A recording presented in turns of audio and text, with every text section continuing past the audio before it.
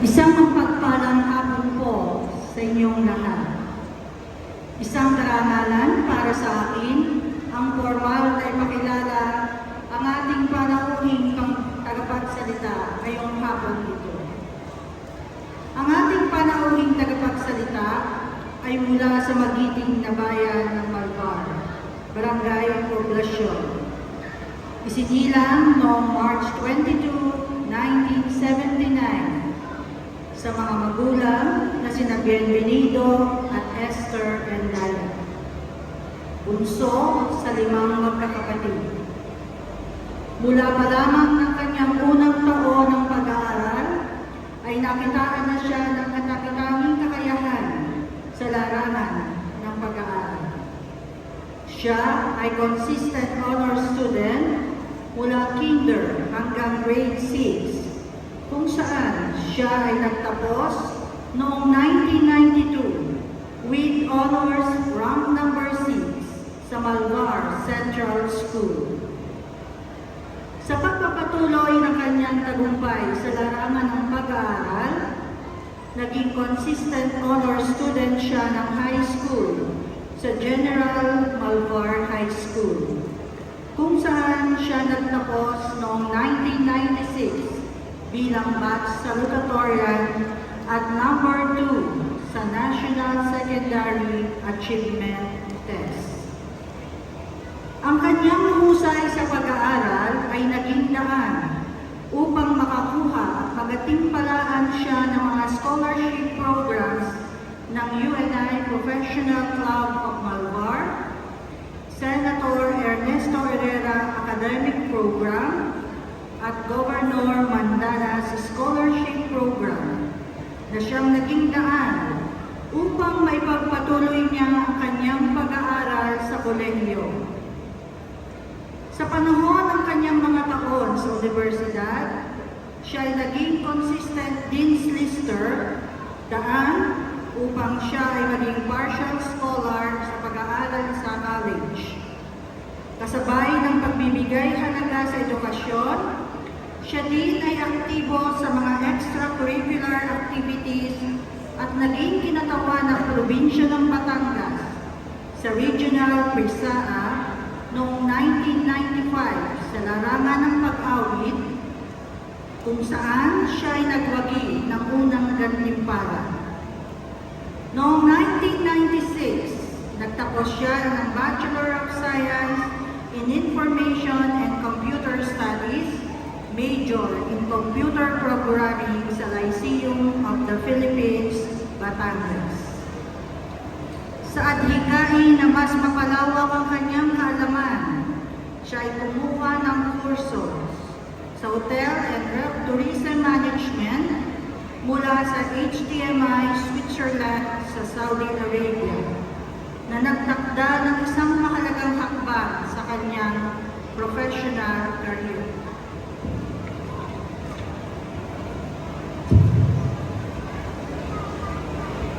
Sa nakalipas na 18 taon, siya ay naging bahagi ng isa sa pinakamalaking kumpanya sa Saudi Arabia, ang Al Care Group, na may halos 5,000 empleyado at 40 hotels, kung saan siya ay Business Development Manager and Assistant to the Chairman and Owner of the Group at Board Secretary ng isa sa mga kumpanya nito.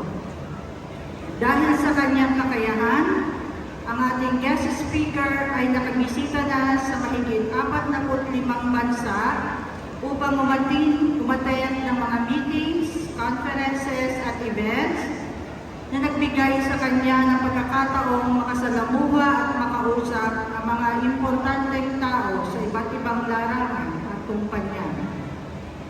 Siya ay isang halimbawa ng pagpupunyagi, determinasyon, pagsusumika at kababaang loob. Asawa at ama sa 3 anak. Ang ating guest speaker na umuwi pa galing Saudi Arabia kagabi at muling babalik bukas ng gabi upang personal tayong makasama at makapagbigay mga batang nagsipagtapos. Please join me in extending a warm welcome to the guest speaker for this special event, my youngest brother, Mr. Enchel Lat Endaya.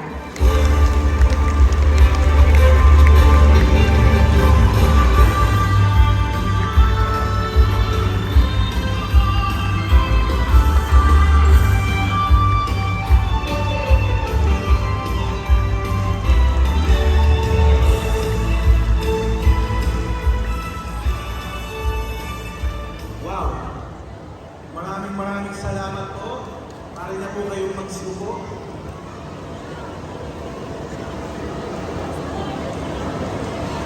Si Dr. Elsa Endaya Lerdia for the very kind and humbling introduction.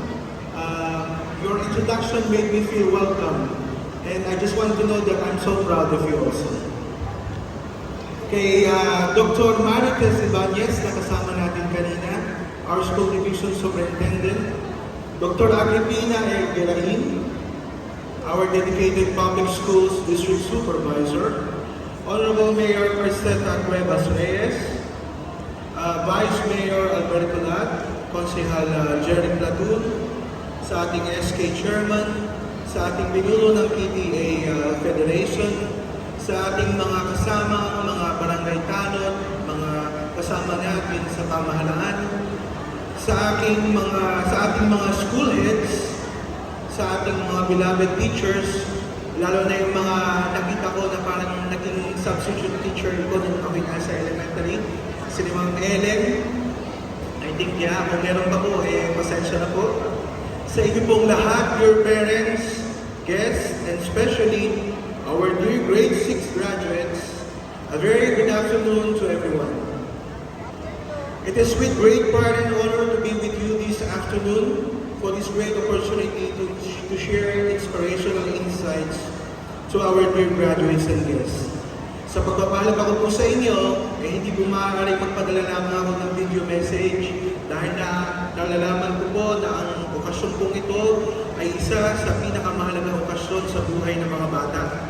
Kung kaya kagabi po, ako po ay bumiyahe ng 16 hours mula sa Saudi Arabia. First time ko po nagpalit-palit ng 3 aeroplano para lang po makakasama niyo po ngayon gabi. Ngayong araw po dito. Yun po ay isang pagpapahalaga po sa ating mga graduates at sa inyo po lalo mga magulang. Today, we gather to celebrate the remarkable journey and achievements of our 527 grade 6 graduates as they take their next steps towards a promising future. Sa nagdaang 12 taon, o yung iba sa inyo, 11 taon, mga dear graduates, madami kayong natutunan na karanasan at pagsubok na unti-unting nagbukas sa inyo sa katotohanan at realidad ng mundo. Ang pagharap ko sa inyo ngayon ay nagdala sa akin 32 years ago, noong panahon ako'y nag-aaral pa sa aming mahal na Malvar Central School. The memories of laughter, challenges, perseverance, sadness, mga masasayang alaala, mga kalokohan, kalikutan. Kalikot po pala ang tawag sa akin ng bata pa ako. Alam niyo na kung bakit? Sa mga kaibigan at kaklase, mga teachers na tunay namang nakatatak sa aking puso ang kanilang kabaitan.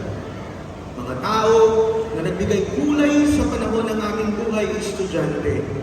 Nakakatuwang magbalik alaala. Those moments hold a very special place in my heart. My dear graduates, sa inyong lahat, as you stand in the threshold of the new chapter of your lives, let me share with you some important lessons that may guide your steps towards the future. Mga grade 6, yung mga nagsipagtapos, ito yung mga lessons na nasabihin ko sa inyo. First, ang una natin, success is not achieved overnight. Hindi yan nakukuha ng isang tulugan lang. Ito ay resulta ng mahaba at patuloy niyong pagpupunyagi at determinasyon. Sino mahilig pumunta rito sa SM? Yung mga graduates natin. Yung paborito nating tambayan at pagmulan, yung SM Supermalls. Alam niyo ba na ang may-ari niyan ay dating nagtitinda lamang ng sardinas at bigas at kung ano-ano pa sa kanilang sari-sari store? Subalit, dahil sa kanyang pagsusumikap sa buhay, ay nakapagtapos siya ng pag-aaral. Ang hindi niya pagsuko sa mga pagsubok, si Henry C. ay nagtapos ng kanyang pag-aaral, nagsumikap, at naging pinakamayamang Pilipino sa loob ng 11 taon hanggang sa kanyang pagpanaw ng 2019. Nakakahanga, di ba? Gayon din ang kanya-kanyang kwento ng napakaraming tao. Kwento ng inyong mga magulang, ng inyong mga guro, na nagpakahirap, nagsumikap, para marating lamang kung anong ang meron sila ngayon. Sa bawat pag-aaral, at sa bawat araw ng pagtawid nyo ng pag-aaral, you were challenged with new knowledge and skills, pero sa bawat pagsubok, ang mahalaga ay ang hindi nyo pagbitaw sa inyong pangarap. A dream, but not just a dream. You should have a dream with a goal. Okay? Hindi lamang basta pangarap, pero pangarap na may goal. Like most of us, I had fair share of failures and challenges in my life over the years. Hindi naman ako successful. It takes time for me para marating ko kung ano man ang pinagkaloob sa akin ng Panginoon sa araw na to. Marami rin akong mga pagkabigo at mga challenges sa buhay. Ang pagkabigo ko na makapasok sa gusto kong universidad dahil hindi ako nakaabot sa inaasahan nilang marka. Ang paghahagilap ng aking ina ng pera para lamang may pambaon ako. Katulad din ng mga magulang nyo ngayon, dear graduates, na naghahagilap ng pera para lamang may pambaon kayo sa araw-araw. Ang panghihiram ng aking ina para lamang may mapagungot ako, pero umuwi siya na walang dalang pera sapagkat mahirap humihiram ng pera. Yung mga panahon na nagsisimula ako sa Saudi, isang beses sa isang araw ako kumain, subalit sa isang beses na yun, ang lagi ko ng inuulam ay hotdog at itlog. Yung paglalakad ko mula bahay hanggang opisina ng 4 na kilometro sa 50 degrees na init, ay tinitiis ko upang makasave ng pera. Ang pagbubukas ko ng alkansya at pagbibilang ng piso-piso para lamang makabili ako ng gatas ng panganay ko. Kasi maaga ako nag-asawa iba na kasi medyo mayabang no? So maaga po kasi ako nag-asawa. Nag-asawa ako isang taon, pagkatapos kong gumraduate ng college, naging ama na ako. So kailangan kong humanap ng mga paraan. Napakadaming pagsubok at pagkabigo. But always remember, challenges and failures are not the enemies of success. Pag nabigo ka, it doesn't tell you what works, but it tells you what didn't work. So alam mo na, huwag mo na ulitin yung mali na gawa mo. Kasi hindi yun ang solusyon para magtagumpay. Noong nasa elementarya pa lamang ako, noong medyo mapayat pa ako, ang inay ko always ask me, ano ang gusto ko paglaki ko? Sabi ko, Nay, simple lang naman po ang gusto ko. Mag-aaral ako ng mabuti para makapag-abroad ako paglaki ko at mabili ko kayo ng make-up box na gustong gusto mo. Sa awa ng Diyos, noong year 2006, nabigyan ako ng pagkakataon na makapagtrabaho sa Saudi Arabia. At ang unang binili ko, sa unang swerte ko, ay ang pangako ko sa aking ina, ang kanyang pangarap na make-up box na nagbigay ng lubos ng ngiti sa kanyang mga labi.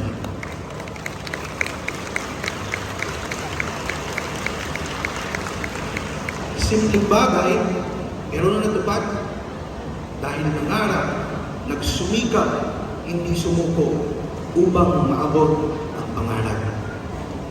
Maaari bang ma-request ko ngayon sa ating mga grade 6, sa ating lahat, mga grade 6 na nagtapos, na pumikit kayo ngayon. Maaaring pumikit kayo mga graduates at isipin nyo kung ano ang pinakasimpleng yung gustong pangarap sa inyong mga magulang.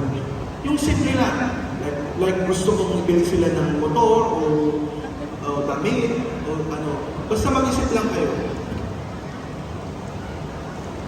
Ngayon, sa pagmulat ng inyong mga mata, iukit nyo sa isip at sa puso nyo ang simpleng pangarap na yun, na may pangako na balang araw ay may bibigay ninyo sa inyong ina, sa inyong ama. May this simple dream be your guiding light in facing all the challenges in life. Gagawin nyo ang lahat para kay nanay, para kay tatay. Kakayanin nyo lahat ng pagsubok dahil ito ang ipinangako nyo at pinangarap nyo sa araw na ito. Napakadaming pagsubok na daraan. But remember, challenges are not meant to break you. Andyan ang mga pagsubok para hubugin kayo, para isang maging matatag at mabuting tao. Lahat ng pagsubok ay gawin yung simpleng stepping stone para maabot nyo ang mga pangarap nyo.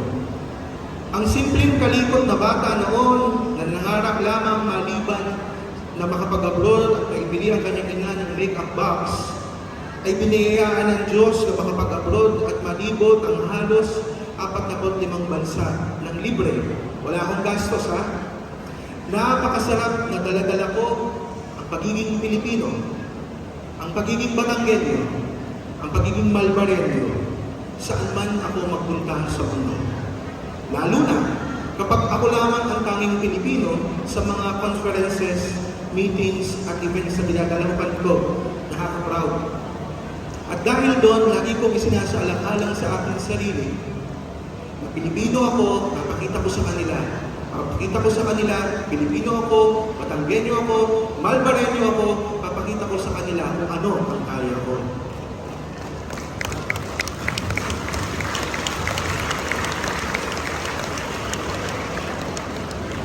Another important lesson is the value of being open to change and embracing the opportunities. Sa napakabilis na mundo na ating ginagalawan, napakabilis ng pagbabago, napaka-advance ng technology. Mahalaga kayo graduates ay makibagay at matuto kung ano ang latest at kung ano ang nararapat para ma-improve nyo ang inyong kaalaman at kakayahan. There is the future with endless possibilities and opportunities. The world is yours to explore, conquer, and shape according to your dreams. In the future, you will encounter new friends, you explore new interests, and face many challenges in life. But you must always willing to learn new things, to grow and adapt to the fast-changing world. 10 taon mula ngayon, sinasabi nila na ang magiging advancement sa technological ay ang tinatawag nating artificial intelligence. They predicted that 10 years from now, artificial intelligence can do whatever a human can do. Pwede na silang, yung mga robot, pwede na natin silang utusan ng magtrabaho sa construction, baka nga magturo sila. So, dahil dyan, kinakailangan tayong mga tao, lalo na itong mga nagsipagtapos natin, ay ma-improve nila ang kanilang sarili. Because life is continuous journey of learning.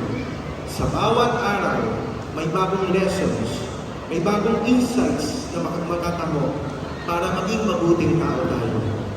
Tulad ng inyong mga guro, diba, tapos na lahat sila ng BS, mga pasado na sila.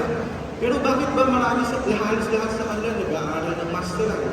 Halos lahat sa kanila nag-doktor. Hindi para lamang sa kanilang pansariling kagalingan. Subalit, nandun ang kanilang adhikain na maibigay sa inyo ang mas mataas na pagkwalidad ng edukasyon. Ito pa, another important point na kailangan kong i-highlight sa mga batang isip ng ating grade 6 ay ang kahalagahan na kanilang pag-ibayin ang kanilang relasyon sa Diyos at ang pagpapakita ng kabaitan at compassion sa ibang tao. Ang tumulong sa kapwa, mga bata, grade 6, ang pagtulong sa kapwa, lalo na sa mga nangangailangan. Ang pagpapatibay ng inyong paniniwala at relasyon sa Diyos. Dahil tiyak ako na kahit anumang pagsubok dumating sa inyo, mas madali niyo itong masosolusyonan. Mga bata, sa pag-abot sana ng inyong mga pangarap, ay huwag niyong isasantabi ang relasyon niyo sa Diyos. Sa maliit na paraan niyo sa edad niyo ngayon, ay simulan ninyo ang pag-uugali ng magtulong sa kapwa. Sa bawat tagumpay na inyong mararating mula ngayon, sana ay lagi niyong tandaan na may responsibilidad kayo na magbalik ng biyaya at maging inspirasyon sa iba. Darating ang araw na kapag kayo naman ay may sapat ng kakayahan na mas makatulong, sana ay maging lessons kayo sa ibang tao. Huwag yung puro sarili lamang. Pagdulot sana kayo ng ngiti sa labi ng inyong kapwa. Kaya graduates, can you repeat after me? Mga graduates, repeat after me, ha? I said, I promise that I will help others and make their lives better and be a blessing to many. Palakpakan po natin yung ating mga graduates. So, nagbigyan rin kayo ng ibig sabihin. Today, we also celebrate not only their academic achievement, but also the graduates' potential to make a difference in the community. Mga graduates, kung kayo ang tatanungin ko, ano sa tingin niyo ang papel niyo sa ating bansa ngayon? Hindi pa naman kayo pwede magtrabaho, katulad ng sinabi ni Mayor Tita. Totally nakaasa pa kayo sa inyong mga magulang, tama ba? So, ano ngayon ang inyong papel sa mundo? This year's themes of our commencement exercises is Kabataang Pilipino para sa matatag na kinabukasan ng bagong Pilipinas. Ito ay tumutukoy sa napakalagang papel ng edukasyon sa paghubog ng mga kabataan in shaping you, our dear graduates, as future leaders para sa ating bansang Pilipinas. Sa bawat batang Pilipino na nabigyan ng pagkakataong mag-aral, we see the seeds of leadership being planted. Nakikita namin sa inyo ang punla ng mga susunod na leader ng ating bansa. Ang susunod na magpapatakbo at bubuhay sa Pilipinas. Sa inyo, mga gumraduate ngayon, na 527, nakikita namin ang susunod na abogado, ang susunod na doktor, susunod na mga CPA, susunod na guro, susunod kay Mayor Tita, susunod na congressman, at kung may awa ang Diyos, baka susunod na presidente. Napakaswerte nyo na makaabot kayo na nakagraduate ng grade 6. Bakit? Sapagkat base sa huling pag-aaral ng 2022, mahigit kumulang na 8 milyong bata sa Pilipinas na may edad na 5 hanggang 24 ang hindi nag-aaral. Kaya itong ating 527 na estudyante ay napakaswerte nila at hindi sila kabilang sa 8 milyon ito. Napakaswerte nyo ngayon mga graduates na narito kayo ngayon na pinag-aaral kayo ng inyong mga magulang. At may mga teachers na walang sawang nagtuturo sa inyo. Kung kaya't upang iparating natin ang ating pasasalamat sa ating mga magulang at sa ating mga guro, mga graduates, pwede ko bang mahingi sa inyo ang palakpakan? Iparating nyo kung gano'n nyo kayo nagpapasalamat. Dahil pinapag-aaral kayo ng inyong mga magulang. Sa panahon ngayon, kung saan napakaraming paraan at scholarships ang pwede niyong applyan sa gobyerno, sabi nga nila, tamad na lang ang hindi makakatapos ang pag-aaral. Sapagkat ang gobyerno, sa pamumuno ni Mayor Tita, ay maraming scholarship programs. Ang ating probinsya ng Batangas, kung saan ako isa rin scholar dati, ay nagbibigay din ng scholarship programs. Ang mga kumpanya, private companies, at lalong-lalo na ang mga bawat paaralan na inyong papasukan, mag-apply kayo o exam, mabibigyan kayo ng scholarship. Napakaliit na lamang ng mga dahilan upang hindi kayo makatapos ng pag-aaral.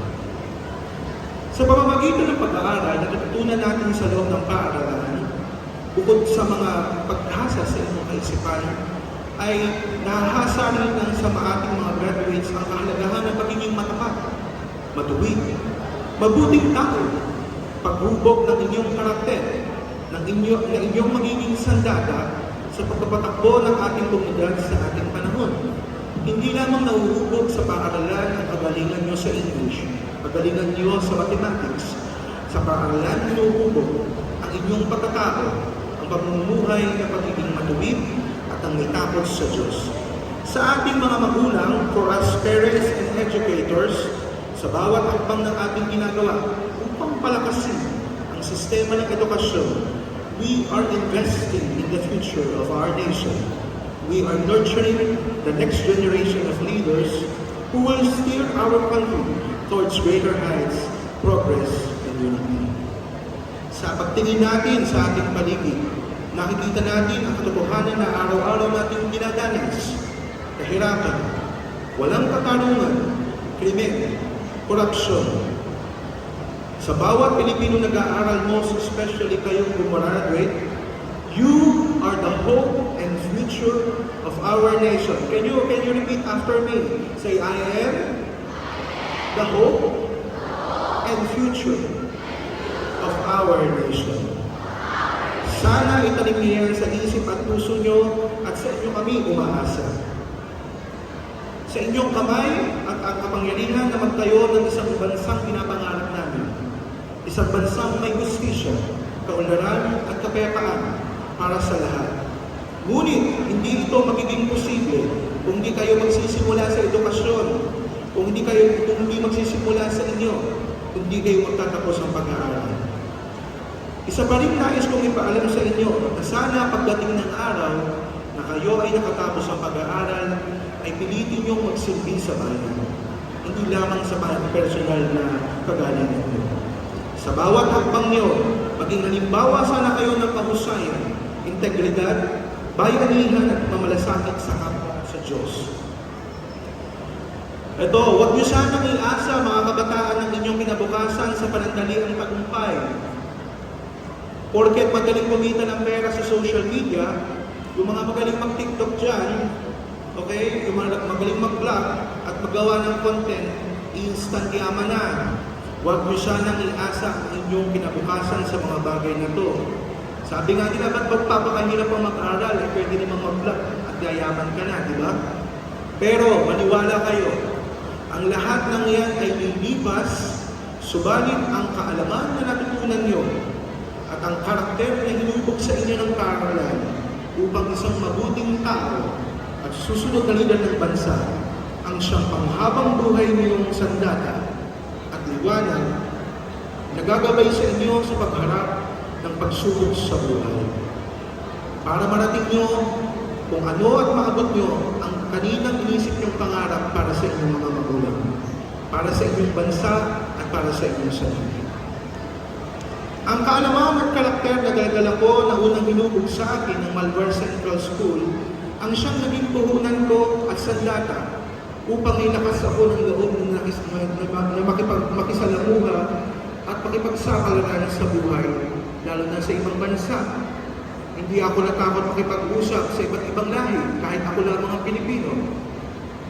At makipag-diskusyon, makipag-negosasyon, dahil alam ko na meron akong matibay na pundasyon na hinubog sa akin ng pangaralan at meron akong sapat na values at karakter, paninindigan, bunga ng edukasyon na aking nakamit.